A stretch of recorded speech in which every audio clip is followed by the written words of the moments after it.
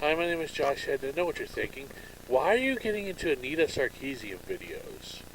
And I actually have an interesting point here to prove that Anita Sarkeesian doesn't really, her perfect, what is her ideal character, woman character?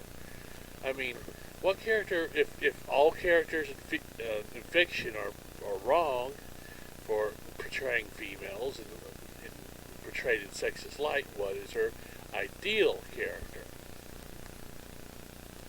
You see, I started watching her video on True Grit, and it just struck me that she's asking for perfection. I mean, link down below, but it's like the character, according to her, was witty and smart and everything, but it didn't have this one little thing. I still haven't finished watching the video. I will watch it over the course of this whole thing, but it's like it was this one little thing was out of place. It did so it wasn't a feminist character. So what? The character wasn't perfect, so therefore it's not a feminist character. It's not it's still sexist, according to her.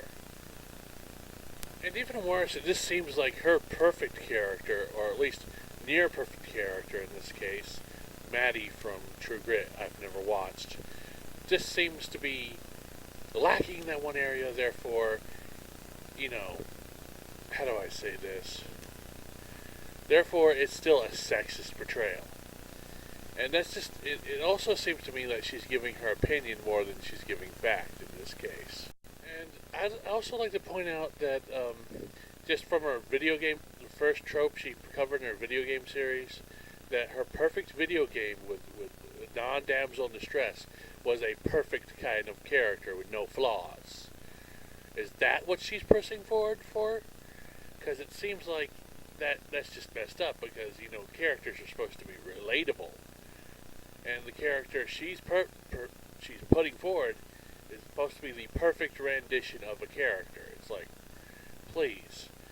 This is why we like anti-heroes. They're not perfect. This is why Superman is a broken character, besides the fact he practically can't be defeated. And don't get me wrong, he still could be defeated by Goku, because he can be defeated by Batman. But that's beside the point.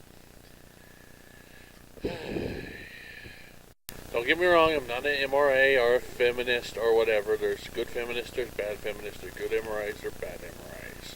But the thing is this like, this is a dual side of this. Because, if character A is like I guess female character A is like one way, and female character B is like the opposite. They're both sexist portrayals, according to her. And I think that it's a damned if you do, damned if you don't kind of thing. I mean, two of her tropes. Let's see, damsels in distress and fighting fuck toy. And I'm using her terminology, so not mine. Okay, it can't be a damsel in distress, and I bet you when we get the fighting fuck toy, it's going to be like, oh, girls, this is just girls portraying their sexuality for guys, which is one. Which, what, lesbians don't have sexuality now? And girls can't have the power fantasy? And I'm calling right here. She's going to say these girls are not powered for their own reasons. You can see what her arguments are, like, way ahead of time. And even worse is, like, these two things contradict each other. Like, you can't have damsels in distress, you can't have strong women. So what, are we supposed to have neutral women now? I just found that, because I know I speak on this whole video games versus geek culture, or feminism versus geek culture thing a lot, but don't have a lot of subjects, But it just seems to me like it's like damned if you do, damned if you don't. I see it this way, and I like to agree with a lot of people on this. You write characters in a story for the story's sake. So if you have a strong female character, that's because the story required it. If you have a strong male character, that's because the story required it. Heck, even my book has, like, what? I'm counting in my head. 1, 2, 3, 4, 5, 6, 7. I'm saying 8 strong female characters. And they do talk about something other than a man. So, and they have story of their own. So it beats the Bechdel test to heck. So if you guys want to make this a movie, make it now if you're a feminist.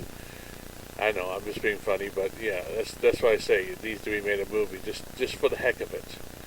Or for that reason alone. But, it's like,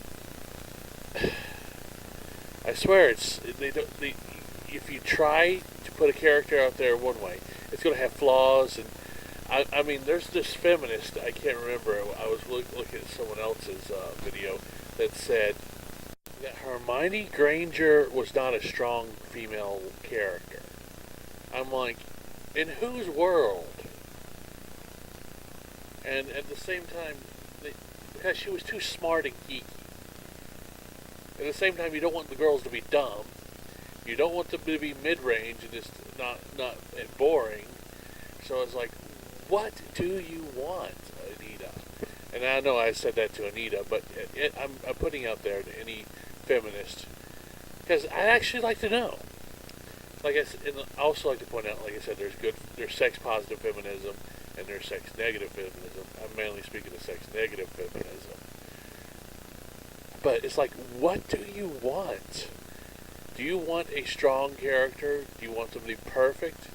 Well, heck, Hermione Granger comes about near to being a Mary Sue almost, and in certain cases. You know, if you know that one library scene where she's in and she just like keeps popping out books, like I guess like, oh, here's the solution to this problem, here's the solution to that problem. If they carried that series on like that, she would become a Mary Sue, quite easily. You know what I mean?